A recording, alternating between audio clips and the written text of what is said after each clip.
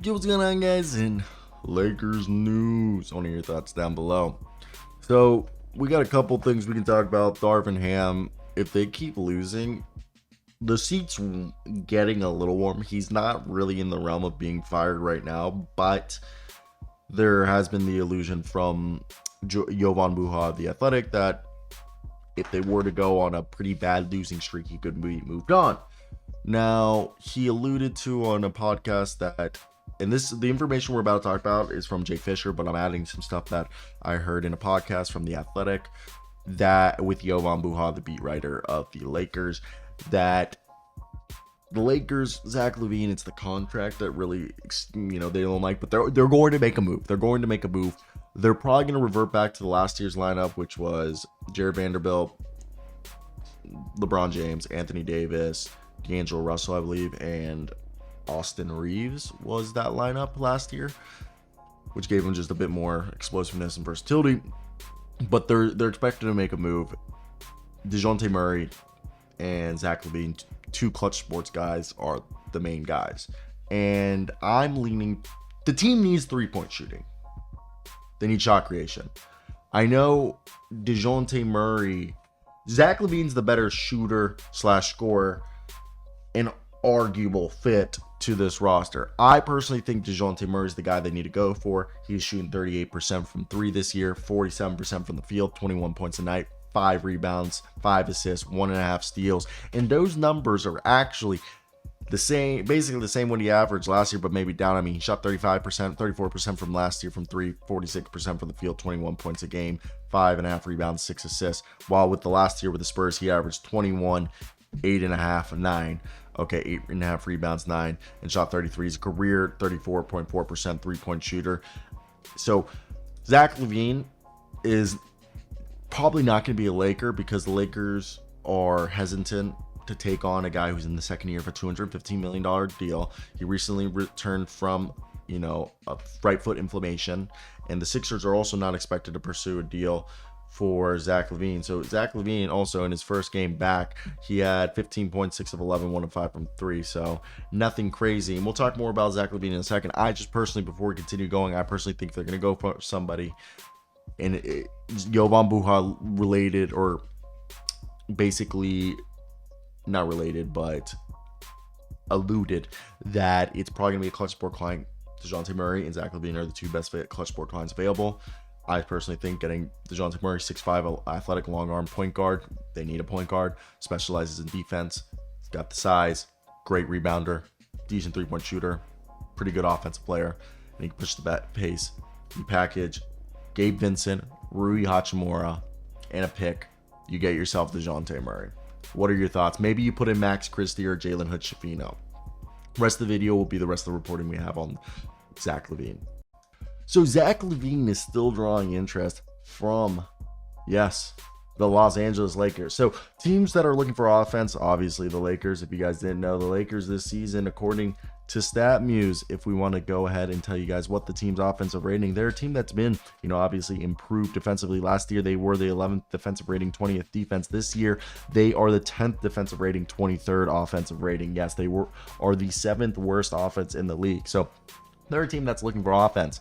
And USA Today writes that, Zach LaVine's a guy that they're interested in, and his availability is something that you could get for cheap. He's averaged so far, as he's about to come back from a right foot inflammation, 21 points, 5 rebounds, 3.5 assists. He's shooting 44% from the field, 33.6 from 3, 86% from the free throw line. Obviously, he's an insane scorer. He's been out since November 28th with that right foot inflammation. He's on the second year of a 5-year, $215 million deal. Now, what do you get when you get Zach LaVine? Zach LaVine's a guy that, look, I understand that he's not really a guy who's going to get, he can play defense. He's way better at defense than when he first started his career, and he's a threat in the half court, and he can score at any given moment.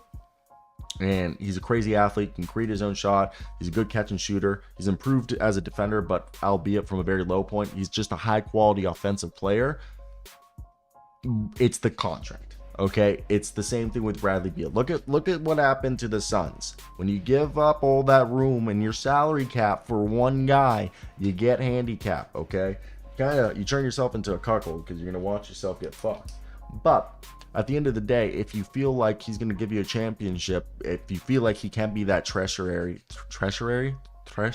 right? I feel like, I don't know, third option scorer that will put it over the top so that you can win a championship, then go get him. I don't believe that he's that guy. But if you do believe that he's that guy, then there's no reason why you shouldn't go out and get him. There's other players that I think you can go out and get. We've heard that Gordon Hayward and a Gordon Hayward deal could happen. I mean, that works. I think Terry Rozier would be the better option if they're going there. DeMar DeRozan, of course, is another one, and he's on a cheaper deal. So you sit here and you think, what could they do or what will they do? And I think what we've seen Rob Pelinka do time in and time out again is be a guy who enjoys cap flexibility. As I'm in agreement that the best thing you can do in today's age is make sure you're able to keep your roster flexible for any moves, as the second tax apron is about to come into effect with the new collective bargaining agreement. And I think that that's just something that you need to be mindful about and be able to continue to finagle and work around. So that's just my thoughts with the Lakers. And let's just get back into the reporting of what else we've heard for the Lakers and Zach LaVine. Yo, what's going on, guys? And today we are obviously driving back from the G League Showcase, going to visit my folks for the holidays. And I'm seeing a report from Jovan Luha and Darnell Mayberry out of The Athletic discussing the fact that the Lakers would be interested in a D'Angelo Russell-centric Zach LaVine trade. And what does that specifically mean, you guys wonder? Because, yes, I think that's a very convoluted way of saying that if the numbers were right, they would be interested in a trade that doesn't gut them defensively, in my opinion. I want to hear your thoughts before we start today's video. Link is in the description about this trade. So the overview is that one of the tricky parts of a Zach LaVine trade is his $40.1 million salary. That's got to be matched. So for the Lakers, that would have to start with D'Angelo Russell's $17.3 million contract. And he and LaVine have a very similar skill set. Russell's probably a better passer. They're probably equal defenders. LaVine's probably the better, more consistent scorer and better shooter. Now, the deal would also likely involve Rui Hachimura, who makes $15.7. That basically brings the deal to $33 million. They'll just be $7 million short. And the Bulls allegedly covet Austin Reeves, and it is said very unlikely that they would trade Reeves. So if Hachimura is involved in the deal, it would have to wait. The earliest this would have to occur is January 15th to be completed.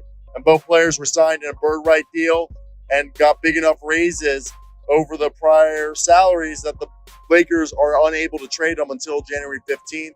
So for Russell, he already waived his ability to block a trade as part of re-signing with the Lakers this past offseason. So it's been expected since Russell re-signed with the Lakers that they would use him to make a significant upgrade if there was a possibility. Now, continuing looking at just the scope of this, we know that they've been linked, and Zach LaVine is conveniently out with an inflamed right foot until around mid-January. And the Lakers have interest in acquiring Zach LaVine or DeMar DeRozan and Alex Caruso. Basically, they either would want to trade for Zach LaVine straight up or a package of Alex Caruso and DeMar DeRozan. I personally think it is more likely that they trade for DeMar DeRozan and Alex Caruso than Mr. Zach LaVine, because the Zach LaVine deal would require them to give up 3 players. Now, if they were to trade for Alex Caruso and DeMar DeRozan, it would be easier for them to get those players without giving up players who are vital to the rotation. So right now, from the Bulls side, the biggest hurdle is the asking price for LaVine, and as well as DeRozan and Caruso. Supposedly Caruso is worth 2 first-round picks, and DeMar DeRozan has the least amount of trade value out of the 3. And if they do trade for DeMar DeRozan, his agent has to basically tell the Lakers that it's a verbal agreement that he will re-sign. So LaVine is probably going to be cheaper in terms of draft assets that they would need to give up to get him. But Caruso and DeRozan, I personally think are the better fit. I think like in terms like I think they just give them more better players to win now. And the thing is DeMar and Caruso are more vital and integral to the Bulls' turnaround than LaVine is. LaVine isn't playing, and they're playing good without him, and Kobe White's balling. So the Bulls are more motivated to move LaVine than DeMar DeRozan and Caruso. They want to keep Caruso there. They basically have him untouchable unless an offer they can't refuse comes across the table. And DeMar says he wants to stay in Chicago, and Chicago values him, but contract extension talks have been put on pause. So the problem with Chicago is that they've quickly developed a reputation for overvaluing their own trade discussions. So that could be the biggest hurdle, as the 3 past failed trades or like trade deadlines that they could have sold somebody, they weren't able to because teams pulled out as they felt like the Bulls were overvaluing their own guys. So that is something that could be a doozy for them. Now, on the Lakers fronts, they're just going to remain patient, stay pat. And from Jovan Bua's understanding is that the Lakers prefer a DeMar DeRozan with Caruso or just Caruso by himself, given their contracts. Now, the Lakers have preferred year-to-year flexibility over enduring the long-term salaries of players that they don't feel like are like on the same level as LeBron and Davis, as they've done that since their championship run in 2020. They basically don't want to get themselves handicapped like the Cavs did with all the contracts they re-signed after they won the title. So Caruso makes 9.5 this year, 9.9 next year. And DeRozan's on an expiring 28, both are team friendlies, and Caruso's one of the best defensive players in the league. Now, LaVine is with Clutch Sports. Okay? And we all know Rich Paul, LeBron's childhood friend, runs Clutch Sports. So for them, currently they have 4 players who Cam Reddish, Davis, Jared Vanderbilt, and James, who are all with Clutch Sports. So for them, James has been a fan of LaVine, but we also have to note that, he has also been publicly a fan of DeRozan.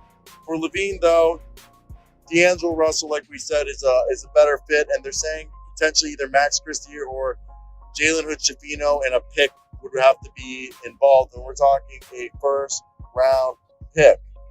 Now, I think that's quite rich for Zach LaVine, especially his contract. And the whole thing is that Los Angeles doesn't even interest in trading Reeves for LaVine. Like, there's nothing there. Even for them, they're saying that offer, though, could be what the Bulls would want for Mr. DeRozan and Caruso. Adjusting the players involved in the matching salary, the Lakers only have 1 movable first-round pick, and I think they're willing to move that 1 first-round pick for both DeRozan and Caruso instead of just one of Mr. Zach LaVine. So the lack of interest league-wide for LaVine, maybe they could get him for cheap, but I just think it's difficult. So for me, what I think is going to happen, realistically, guys, what I think will happen is probably Jalen Hood-Schifino, Rui Hachimura, D'Angelo Russell, and the only first-round pick they have left traded. And maybe they trade also, let's say, Max Christie. And let's say Max Christie, Rui Hachimura, D'Angelo Russell go to the Bulls, and the Lakers send Jalen Hood-Schifino to a different team to get a first round pick in this year's draft because it's a really weak draft class. Maybe they send Jalen Hood-Schifino to like the Thunder and they get like a contract that the Thunder don't want or a player like on an expiring deal with a projected late first in this year's draft. So then the Lakers are able to maybe also a protected pick or a pick that's a pick swap with a different team and down the road, something of like that for Jalen Hood-Schifino so they can still recuperate some draft asset and maybe get a discarded player from like a team like the Thunder or somebody else that has a stockpile of picks. I think that's actually like somewhat realistic. Let me hear you guys' thoughts though.